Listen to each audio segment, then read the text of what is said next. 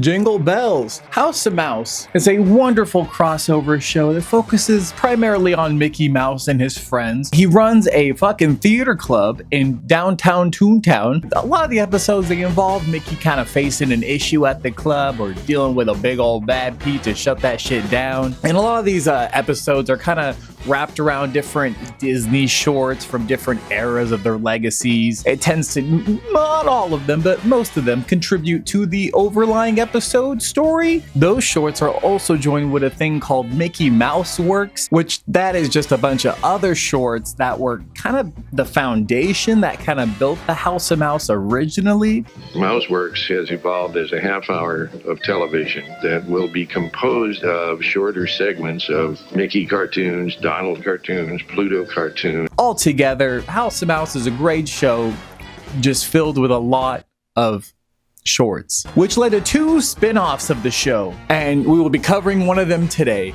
And since it's Christmas time in the air, and I feel like it's time to be frozen inside with all of my favorite characters. Mickey's Magical Christmas Snowed In at the House of Mouse is a 2001 American animated direct-to-video crossover film. Yep, that's right, we're back. It was produced by the Walt Disney Television Animation with help being done at the Toon City Animation, not to be confused with the Disney Toon Studio, and overall with help done in the Philippines. So this was the first direct-to-video kind of film for the House of Mouse, the other one being House of Villains, the House of Villains, which I'd rather be doing instead. The Christmas special takes place during the 2nd season of the show. And what's cool about this one is that they have just about every voice actor reprise their roles. Now this 61-minute film may lead you to believe that it's all new material created for the film, but no.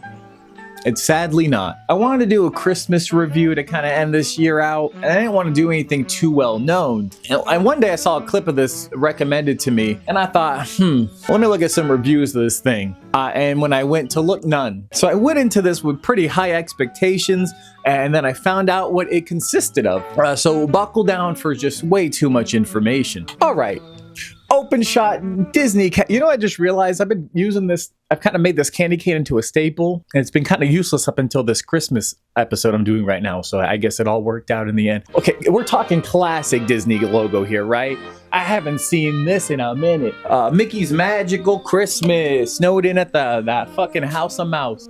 Merry Christmas. There's a beautiful top view of the house here, which can we just take a minute to appreciate it? Also, let's stop, because like, look at this house compared to everything surrounding it in this boring ass town. Where are they located? I'm assuming in Toontown, right? Like, what's happening here? So our first look inside, we can see the Alice cast, a little tiny nibble of Mortimer Mouse, the Duck Bros as the band, my favorite strangely drawn puppet boy. I won't pause to point out every character, only the weird ones. And so we got our host of the show, Michael Mouse, is wrapping up the show for the day. Here's wishing everybody a Merry Christmas and a safe trip. Ho, ho, ho, ho, ho, ho, ho, ho, ho, ho, ho, ho, ho, home.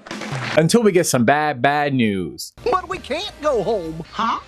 We're snowed in. Well, this is a fine predicament. So Michael here with the brilliant idea. I thought of something. We can have our own Christmas party right here. Gosh, Mickey, if we're snowed in, how are we supposed to get home to our family? We've got family right here. I always wanted a duck for a brother. So everyone is just so on board with this idea, except Donald. Who, Donald?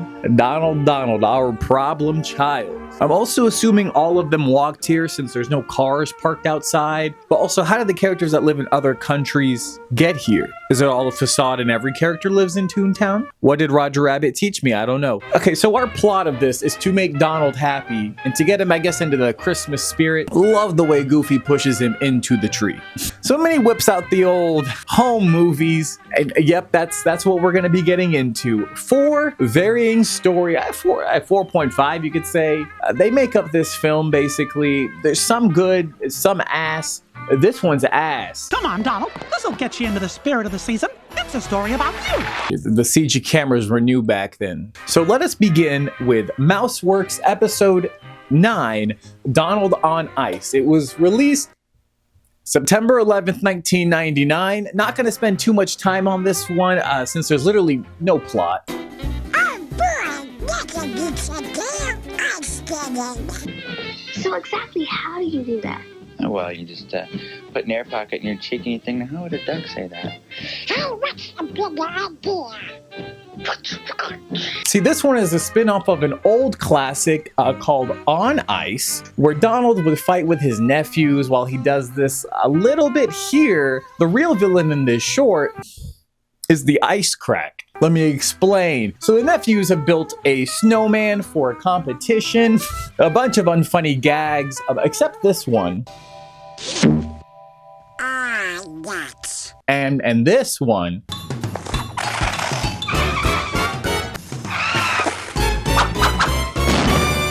This means war. So I shit you not, the rest of this short is basically a montage of revenge on this duck, not from the boys, but from an ice crack that they make. It follows him the whole time. Abominable snowman makes an appearance, chases him down alone with the crack. Bad fucking day for this guy. It all comes back to the boys when he's ready for the kill. We have a winner! And then they blast that man till we end the short, and that's Donald on Ice. So you see, Mouseworks was supposed to be the new kind of Disney shorts in the early 2000s. While some hit, this didn't for me. I do enjoy the nephews, very much so, and I want to see them in more shit, but let's get back to the house. Did seeing that help your Christmas spirit? Oh, humbug. So Michael makes a little sizzle reel here of him interviewing the locals, and I just love the way Interview Mickey is posted in some of these shots. He's asking what everybody's grateful for, some of my favorite answers. What would you like for Christmas? That's easy. My 2 front teeth. Already got those. I wish I wasn't a dumb old llama anymore. Which leads us into our next act of The Science of Santa! hosted by Ludwig von Drake. He makes a gag with gingerbread. For the life of me, I could not find out where these guys originated from. I was thinking maybe like an Old Merry Melody short or a cameo from somewhere else. Or maybe they were just made for this single gag. If you know, please let me know. Overall, long story short, Donald's still pissed. Santa had to help put you in the Christmas spirit, right, Donald? Nothing seems to be working. Pluto! Love that little guy. He shows up out of nowhere, which leads us to a perfect segue into our next short, and a good short called Pluto's Christmas Tree. It was released in 1952, and you know I love talking about these old cartoons, and damn it, I really do like the 50s designs. As much as I would love to sit here and just gush about the old classic cartoons from the 50s, I will save that for a different video, only to save time on this one, because we still haven't gotten to the big one. So this is a very wholesome short. It was directed by another Disney legend, Jack Hanna. It's just Michael getting a tree with his mutt to decorate, but of course they picked the one that had the monks in it. So it's another kind of revenge episode. So I'm like pretty sure this is Mickey's first kind of interaction with Chip and Dale, at least in an animated version. And I think their only on-screen interaction during the original theatrical run of the Mickey Mouse cartoons. Random fun fact that I noticed, the Christmas tree and the fireplace from this short are featured in the queue of Mickey and Minnie's Runaway Railway ride in the Disney parks. The dumb fact for you. But while this is a very simple short, just pausing on an image like this, just admiring the artwork and the painted backgrounds, literally nothing provokes Christmas to me more than this. So we have the voice actor of Mickey in this short, Jimmy McDonald. So McDonald's. He was the second person to play him, of course, after Walt. So Pluto is trying to get the attention of the little chips in his house. It's just a bunch of gags. Some of my favorite ones, though.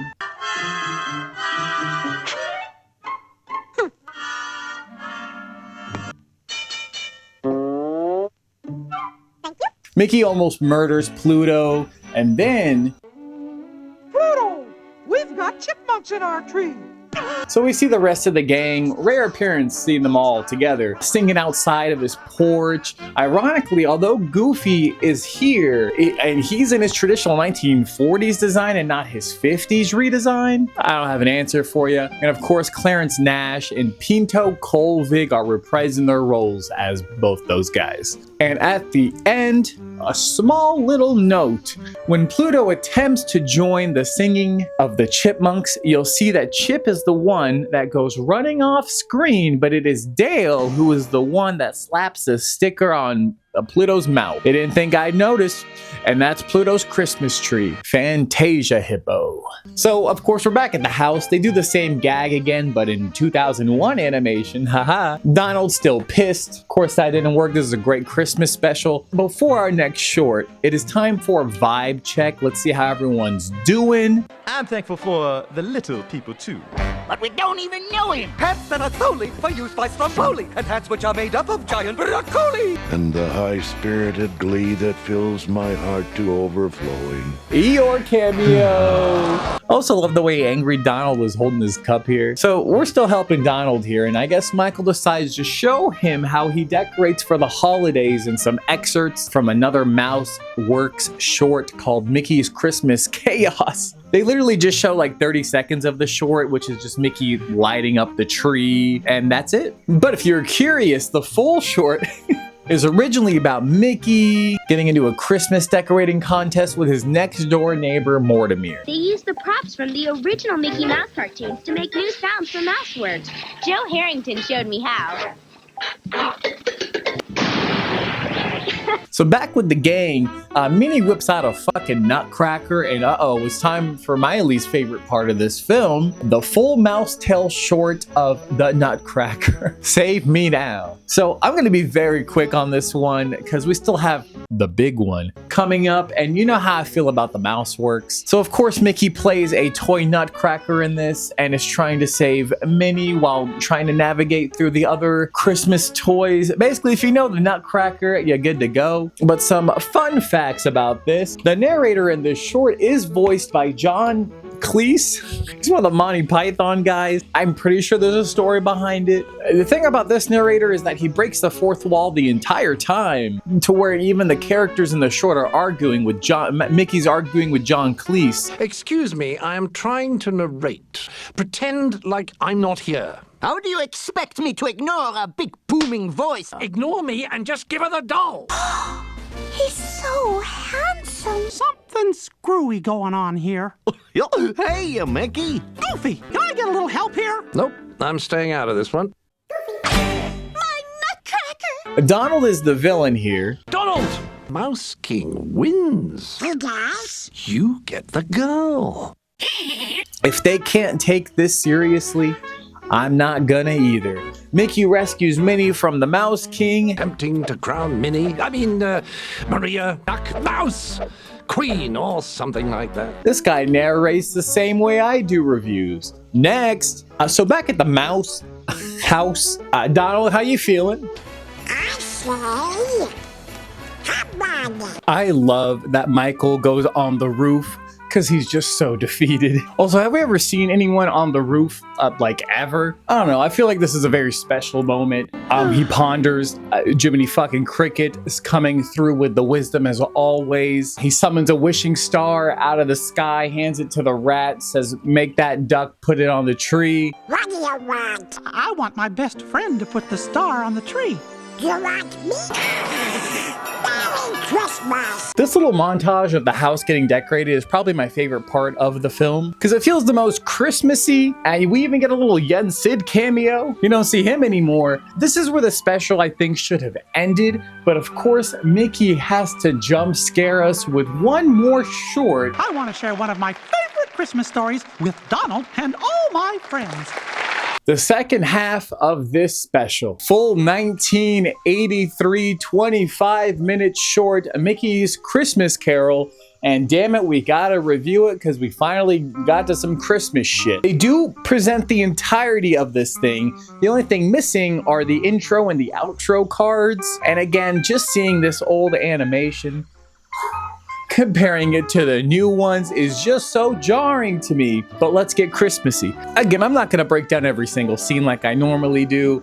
I'm sure we all know the original story of A Christmas Carol. So let us begin. Right off the bat though, we do have the classic Three Little Pigs and the Big Bad Wolf. They're cosplaying, I guess, for money. You probably got like the greatest cast of all time, having Scrooge McDuck play Scrooge. I'm pretty sure Scrooge's character was made after Ebenezer. And now with Scrooge McDuck, we never really talked about him ever. Let's go a little history about him. He was originally created for the comics and only had shorts released with him, though in 1967 there was a short film called Scrooge McDuck and Money, which was his first film appearance, and Christmas Carol being his second. So he was still relatively a new character, and I think this is what cemented him as the money god. So with the DuckTales series just starting, years later, he is played by Alan Young, who voiced him from the 60s up until his death in 2016. He's a true legend. No one else can replace him, not even the new one. Raised in a Scottish community, and I fought to get rid of my accent when I came to America. Bah humbug to Christmas. And that's Scrooge McDuck. Oh, he's naughty, he's nasty, but he changes. But back to the film. Of course, his bestie, Jacob Marley, is dead. Fucking Michael Mouse plays the Bob character. I don't know his last name. He plays the Bob character, okay? I'm never going to refer to him as Bob. He's voiced by Wayne Allwine. I think that's how you say his last name. He's the third voice of Mickey Mouse, and I think my personal favorite voice of him. Disney sound editor Wayne Allwine, the newest voice of Mickey, is making his big screen debut in Mickey's Christmas Carol. What? Here's my speaking voice. I go up a little bit higher and a little bit higher, and oh boy, there he is. Tomorrow's Christmas. Mickey ain't getting the dough. He asked for half the day off on Christmas because he's a peasant, and big business is like, I suppose so, but it'll dock you half a day's pay. Donald is here too. He's voiced by Clarence Nash, the original. And you really get to see how Donald was supposed to sound. I said Merry Christmas. Merry Christmas. Well said, Mr. Flip. And I just don't think he's hit that note in forever. Though new DuckTales comes close, but they mock his voice a lot in that. So Scrooge hates Christmas. It kicks him out. Nothing unusual here. If you raise money for poor, poor won't be poor. I don't think you understand what you created, Scrooge. And if you don't have to raise money for them anymore, then you would be out of a job. Spoken like a true tyrant. So he lets Michael off 2 minutes early because he's a good boss. On his way home though, he gets visited by his old pal Jacob Marley, played by fucking Goofy Goof. The whole gang's here. So a slight hiccup in the short so far. Goofy's voice actor played by Hal Smith, which I think is the worst voice for Goofy. Ebenezer? Remember when I was alive, I robbed the widows and swindled the poor? He provided a Goofy's voice a few times after Pinto's death, and it's just not doing it for me. Yep. I fucking hate that laugh. But we all know what's gonna happen here. Basically, three ghosts are just gonna fuck his night up, and then they're gonna dip. They had to use a sound bite for his classic laugh. Think about that. So he can't even recreate that. Terrible. Goofy was a challenge. The part the character was playing sometimes didn't meet up exactly to the part the character was. You know what I'm saying? Like Goofy is a fumbling, bumbling idiot. So Jiminy Cricket, love that guy. Ghost of Christmas Past. It's official and everything. I'm the ghost of Christmas Past. He flies his ass to the past with his little umbrella that can carry Scrooge. It's a Christmas miracle, truly. They pit stop at his old crib. Mr. Toad is there. Why not have more cameos? So Daisy is played by Patricia Paris. I forgive me, who just voiced her for this. But shocking revelation. Daisy loves Scrooge McDuck in this. I thought Donald was her love interest, but I guess she gets around. You never know with the ducks. I've been waiting for you to keep your promise to marry me. Have you made your decision? Your last payment on the cottage was an hour late. I'm foreclosing the mortgage. What an asshole, dude. He's just a little regretful about that decision now. So that's our Gross of Christmas Past, and immediately after, the Gross of... Why can't I speak today? The Ghost of Christmas Present. He just fucking turns up, and my god, it's Willie the Giant from Mickey and the Beanstalk. Which, what a random ass appearance. Who decided this? It's a surprise to be sure, but a welcome one. And in a sense, Mickey and the Beanstalk, the picture itself was sort of a guide for us on this picture. And he played actually a contrast to Jiminy Cricket, who was so small, and he, on the other hand, was so large. Willie's dumb, right? But he does spit some wisdom to the uncle. And don't forget the chocolate pot roast with some pistachio. He takes him to Mickey's family's house to see how poor he's just kind of made him. Just kind of shoves his face in the window. This is the home of your overworked, underpaid employee, Bob Cratchit.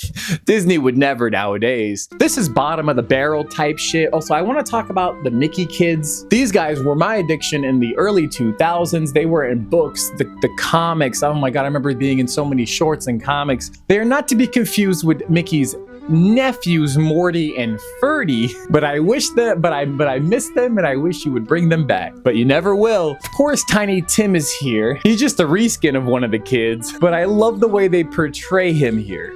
We must thank Mr. Scrooge. Can we also talk about how cartoons would always display poverty with a small slice of food gag? Like, that always amuses me. That's all the time we get to see with him and Tiny Tim, because it's time for the next Ghost. It's just go, go, go with these shorts. Just pulls him out of that shit. So Ghost of Christmas Future, played by big old bad Pete, but scary Pete. And a lot of people don't even remember Black Pete, but he comes off pretty well too. He asked the chilling question. Tell me, what will happen to Tiny Tim? Dead. Oh no, they got him. Not the tiny reskin Mouse Tim. He was so young. What other horrors can await us in the future? So we have a cameo of two of the Weasels. Again, I miss crossovers like this. I had a big ass smile when I saw them. These guys honestly just go super hard. So they're digging Mr. Scrooge's grave here, and Disney was never afraid to portray everybody smoking back then. Can we let's grow some more balls? He tosses him to hell. He burns up, credits roll. That's the review. Thanks for watching. Oh, what a terrible nightmare. I think I'm gonna wake up a changed man and be nice to everybody. So much to do. Scrooge is a awakened, changed man. Brief blink and you miss it cameo of Skippy and Toby from Robin Hood, just because I love it. So Scrooge, he goes around, he's handing out free money to everybody, because that's what all the billionaires should do. Take note.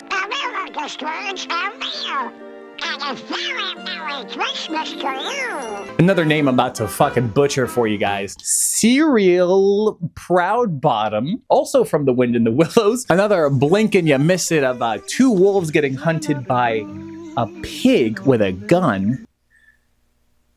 Do it again, Disney. So of course, Mr. Scrooge, he drops by the Mickey Mouse Bob estate, trying to act all mean. And I love the animation with Tiny Tim seeing the bear in the bag. It's like, I think it's just perfectly executed. But to give you Toys! Yes, toys. Also, Minnie pulls a whole ass cooked turkey out of the bag. Is that sanitary? Like, what, you could at least put a bag over it. But regardless, we all gather around and happy, what a Merry Christmas. And before we return to the House of Mouse to end this review, I want to add one more thing to this. The elephant in the room, mute Minnie. That's right, Minnie does not speak. That's because Disney has not found a new voice for her at that time. Though there is a scene that appears in the Little Golden Book adaptation, possibly a deleted scene from the film, in which Mickey arrives home to greet his family, and there Minnie remarks that she wishes that Scrooge was paying her husband more or some shit, but that's it. Back to the house. Donald is all of a sudden happy. The Christmas Carol must have really got it for him. Maybe he got a little raise at the end of that, you know what I'm saying? You know what it's time for? A song to end this celebration off. That's right, Lumiere, start us off. Here we are, warm cozy by the fire's glow. The best Christmas of all. An original song for this, believe it or not. I don't know, man. It's like, it's okay. It's like the Disney attempt of We Are the World, where each of their characters will sing a line and collectively all gather into one at the end. Though it is cameos galore. Like, it's just a line of them. Which, again, released the full series already, Disney. Why aren't you doing this? I can't find the full House of Mouse series anywhere. Small note that did bother the fuck out of me. I noticed during the transition, it was just the placement of Chip, but as I was replaying it, I noticed something else, and you see that? Ladies' paws, they are a different color and not even matching here, but they match here, but also, why is it filled in? Did some guy in the Philippines click fill all in Microsoft Paint? Then we pan out to everybody on stage. It's a little grainy, but matches the promotional art, so hey.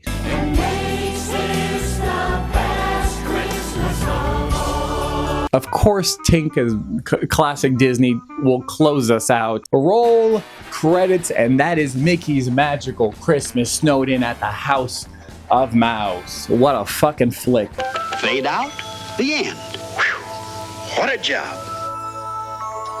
This was a little overwhelming to do, just for the sheer amount of content in it. You know, back in the day when shows were shows and had, you know, over 20 episodes a season, they would have filler episodes like this where they would have their main cast kind of telling the stories about their past, and that would be kind of be the full episode. And this falls perfectly into that, since this was a filler episode halfway through the second season that just happened to fall around Christmas time. But let's get into the fun things. The DVD has some super cool slides in it that I just love. The Sounds of Christmas, which is what I've been cutting in and out of here. Here we go!